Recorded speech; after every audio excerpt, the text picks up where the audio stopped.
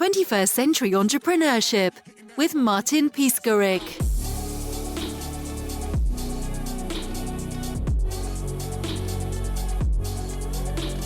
I consider myself an accidental entrepreneur.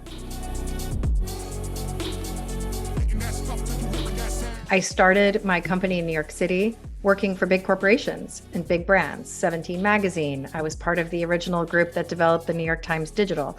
I loved working inside of companies. I was great in corporate environments. And then my life changed. I had 2 young boys. I was divorced. And I had to decide what I was going to do with my career that allowed me the flexibility to raise my children in a way I wanted to.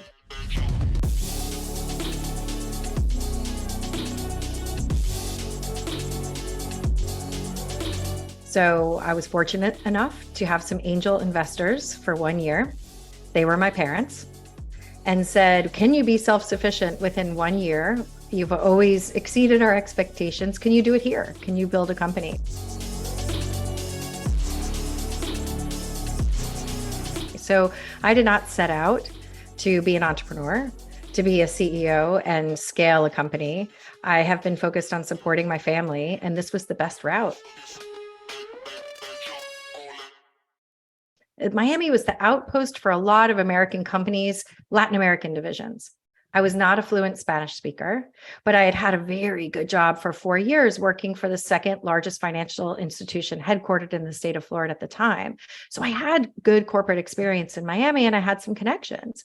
And so could I translate all of that work that I had done for these larger corporations in New York and Miami into an entrepreneurial venture? And what did that even look like? And you just have to start somewhere. So I did, and I was doing restaurant PR and I was doing social media strategy and execution for a large wedding planner there. So it is a very different skill set, working inside a corporation, trying to grow in your role, your responsibility, learn the ropes, and then all of a sudden you're on your own. And guess what that means? It's sales. It's a lot of sales all the time while you're doing the work. So that, I think, is where a lot of people going into the entrepreneurial space when they're in an early stage startup, not only do you have to have a concept or an approach or a product, but you also have to figure out how to scale the business. And how to scale the business is one of your topics. Yes. One of your expertise, isn't it? Yes. Yes. So scaling in the beginning is really understanding who do you need in the right seats? What are the roles that you need to fill? And what are the accountabilities of each of those people? Secondly, how do you sell?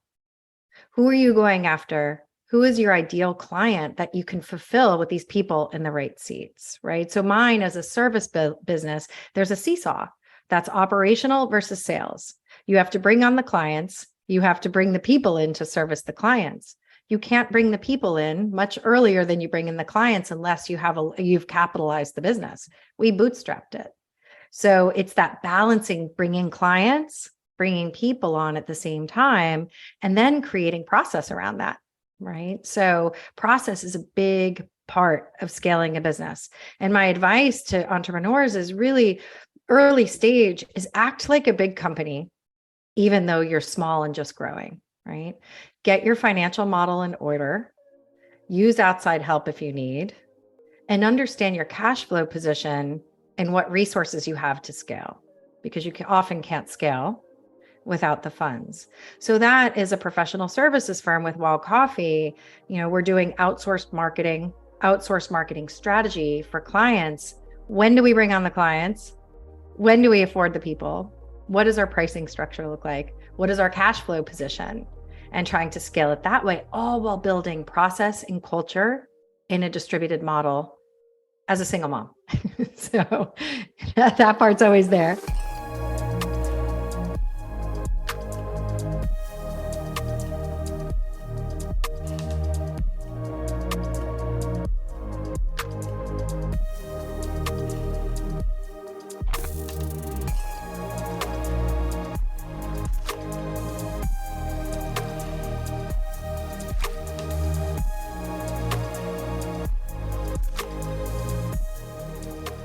You you are expert in marketing, but you also need to understand well financial order, cash flow, resourcing, logistics, I suppose.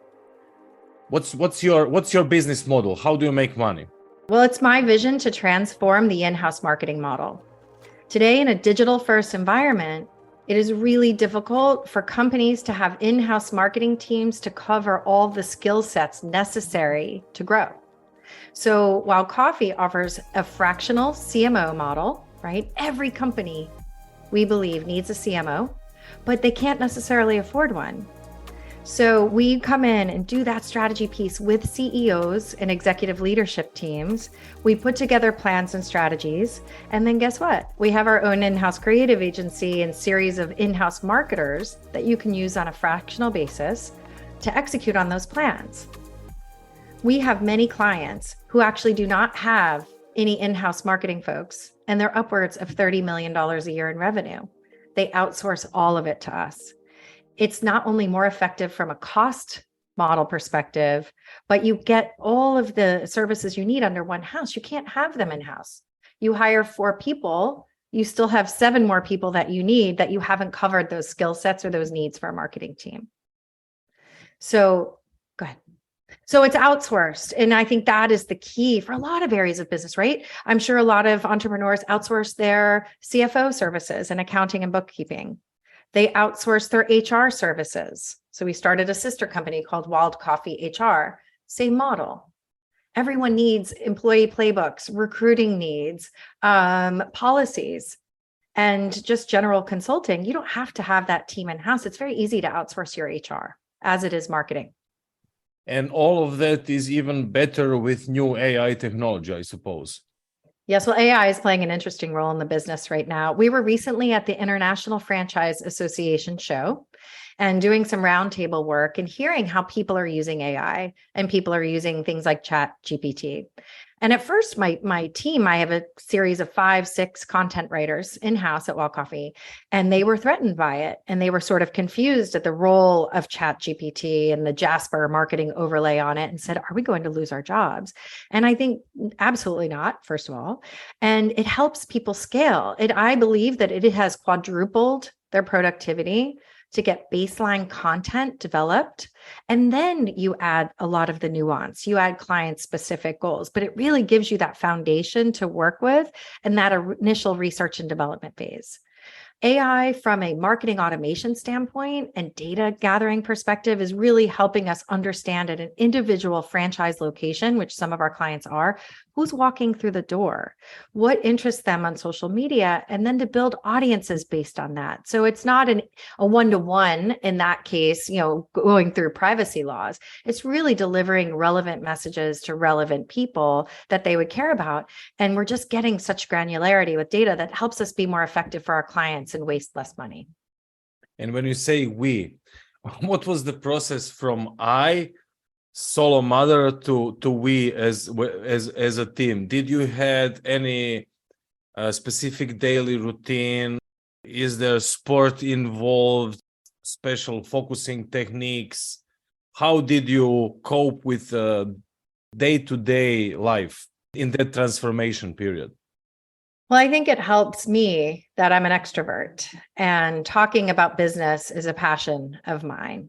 And so within my networks in Miami and my networks in New York, I told anyone who cared to listen that I've gone out on my own and I'm consulting. This is the type of work I'm doing. This is the type of work I've done.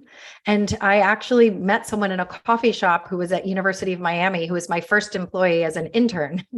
So when you're talking and you're listening and you're putting yourself out there, the network responds. You have to tap into your network. And that includes too with your children's sports, with school, with any part of your life, trying to learn and explore is really to use that network that you have.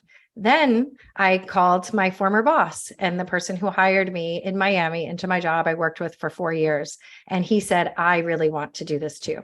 So he left his work and his full-time job, and we became business partners. And what's interesting about that partnership, we just celebrated 5 years of incorporation, is that we complement each other very, very well. And we share the same values. And I think in business partnership, really knowing what your values are as an individual and as a company helps you align with the right partners, the right employees, and the right customers and clients. And we are very clear. We revisit our values every year as a team. We revisit them every quarter. We hire based on our values. We seek clients based on our values. And that alignment between our partnership, our team that we're building, and our client base keeps everything harmonious for us. You know what's important to us when you hire us as a group, and that everyone in that group lives by those same values. Please, few example of values, and what was the process? Do you use mind map or to do brainstorming? Sure, we definitely spent some time on it. Each of us brought to the table in a brainstorming session what we thought our top 4 values were. And then we discussed them and to really understand the why. And I'm a big fan of Simon Sinek's, and he talks about the golden rule and why. You know, everyone knows what they do. Fewer people know why they do that, right? And in our company, we all stay connected to the why. The why is we allow these middle market companies, and sometimes national, we have some national brands on our roster, the ability to outsource their marketing for a lower cost structure. And we do what we say we're going to do, which is one of our biggest values, right? That integrity. When we say we're going to do something, when we have an agreement and a scope, or we make a commitment with a deadline, we will do it. We are also lifelong learners in this business, and in the speed and the pace that everyone is moving forward in business now. If you are not learning all the time, then you're going to be left behind, and you're doing your clients a disservice in a consulting role. Energy is everything to us.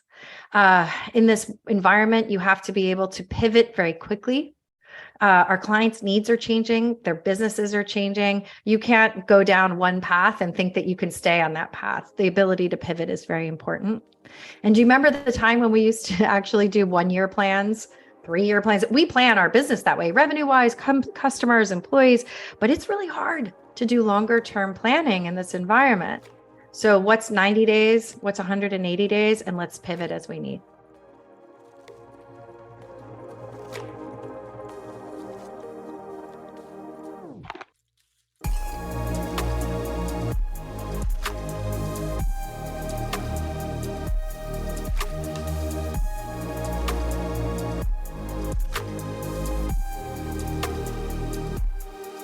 What was your daily routine? What was your mindset? What mindset you need to go through all of that and succeed? Well, I think belief in success is really important. It's intimidating to be a corporate-minded person and then being on my own and creating everything from scratch for the first time. So I had to believe I had to do it. In many ways, I didn't have a choice. Failure was not an option when I was supporting my children and wanted to have the flexibility to be able to be with them to do that.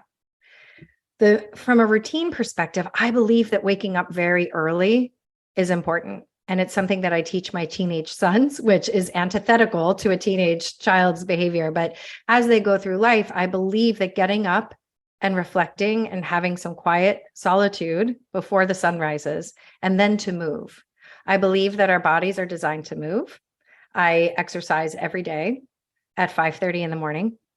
I think it helps sort of flush out the day before in my brain. It opens up space for the day ahead. And I sit quite a bit. Now that we have Zoom and all of us, or many of us, are in front of cameras, I don't move as much as I used to. And I really believe that that's important. I also encourage with my team, because we're all sitting, to take clarity breaks during the day.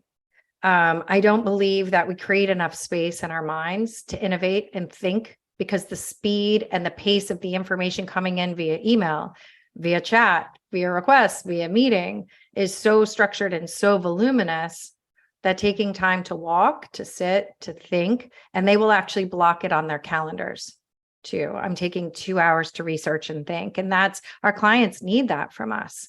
But I believe that starting that day with consistency and a routine and moving and sort of creating some space in your brain has allowed me to then take a breath and say, okay, these are the 8 things that I have before 12 o'clock to do. I'm going to think until 1:30. I'm going to move again at 2. Then I'm going to pick up my children, go to sports, and then I reserved some time in the evening as well. So I did a split schedule for quite some time so I could be there for them in the afternoons.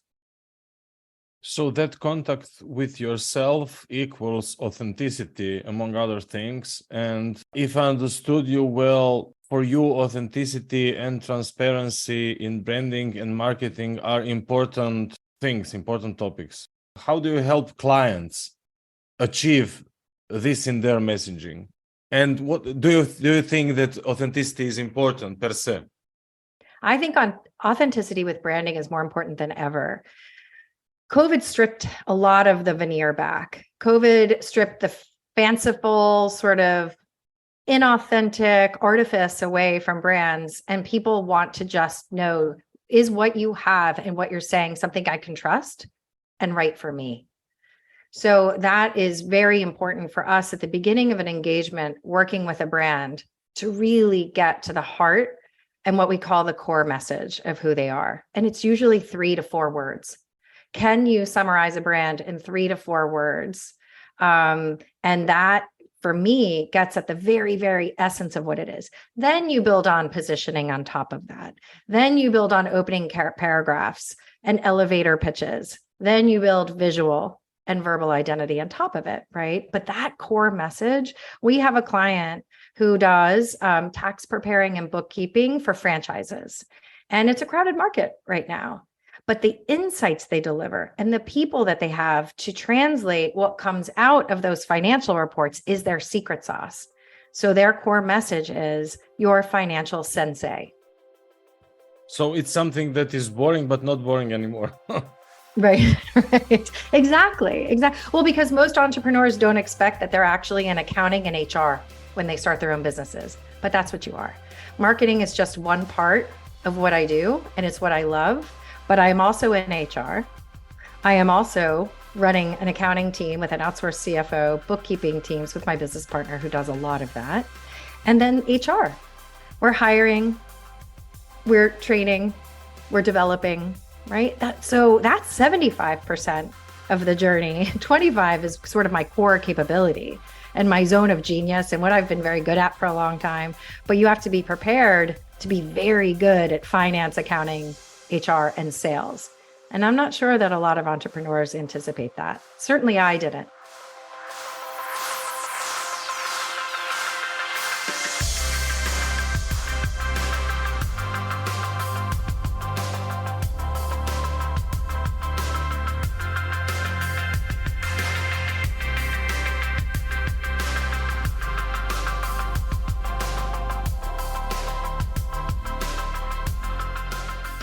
So in addition to preparing myself every day personally, one thing that we offer clients and what's really important to us is safety.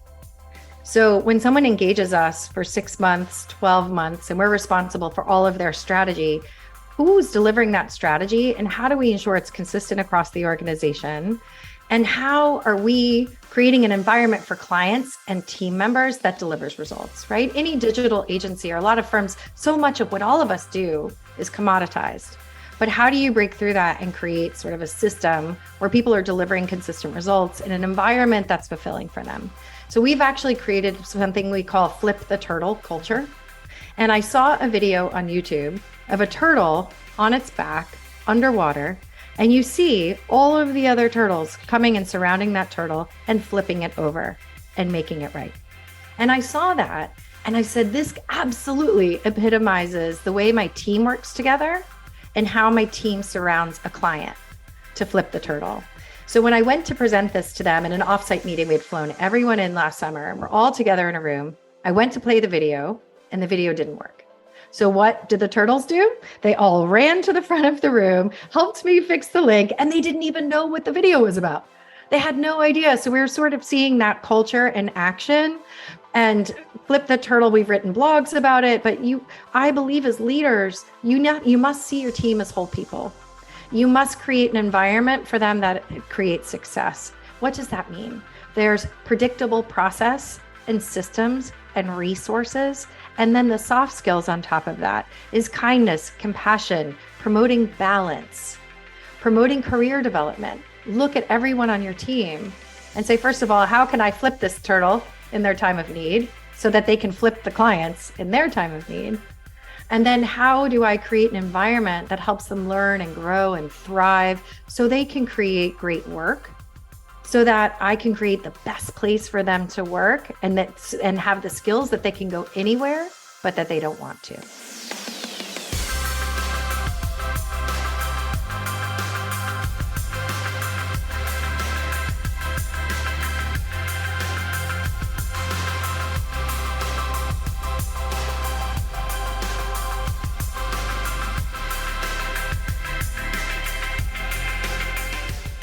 When we're asking the team to take time to think, part of that thinking is going out and scanning the market. What are competitors doing? What is the latest in technology that would benefit my client? And one of those is using technology to actually build boats and allow customers to visualize what they would want in building a boat from scratch. So one of our clients is a national boat builder. And we went out and did a scan of the entire market, bringing these ideas to them so that we're transforming the way their customers are interacting with the brand, right? So to take that time to say, what is the journey of the customer of this particular client? How can technology address that? And how can I bring this to the client? And before they asked or set us out on this, how can we come to them with new ideas that help it enhance the brand and help enhance the customer's journey with that? So in a typical agency environment, you're given an assignment or an engagement, and we've tried to flip that on its head to say, we're an outsourced marketing team. So what does that mean? It means we're going to say everything we tell you we're going to do as part of this engagement, but we're also going to bring you innovation. We're going to bring you ideas. We're going to flip the turtle when you're on your back and you need that. And we're going to do whatever it takes. And it's the spirit of cooperation, innovation, thinking that helps in an emergency and also helps grow businesses with new ideas.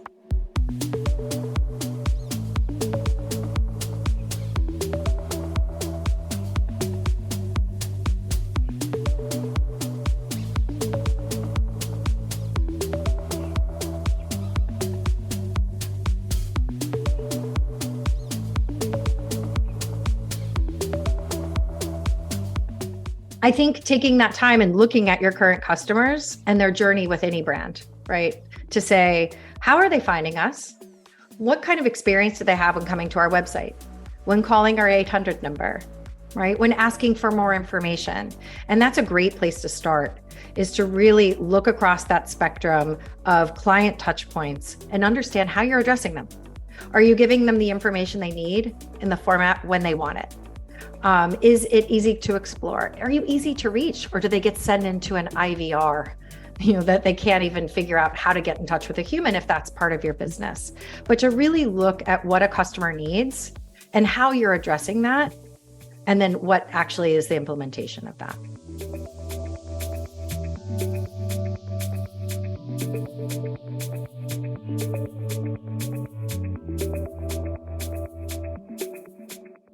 To find out more about Wild Coffee and our team and our clients, you can go to wildcoffeemarketing.com. And we're very active on LinkedIn as well, if you find us on LinkedIn under Wild Coffee Marketing. 21st Century Entrepreneurship with Martin Piskarik.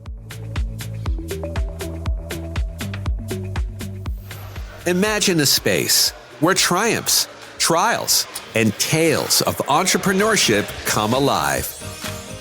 Welcome to the 21st Century Entrepreneurship Podcast, a gold awarded journey hosted by Martin Piskarik, connecting with listeners in 95 countries and ranking in the top 0.5% of all podcasts. Join our exclusive community, elevate your perspective, and embark on the path to success.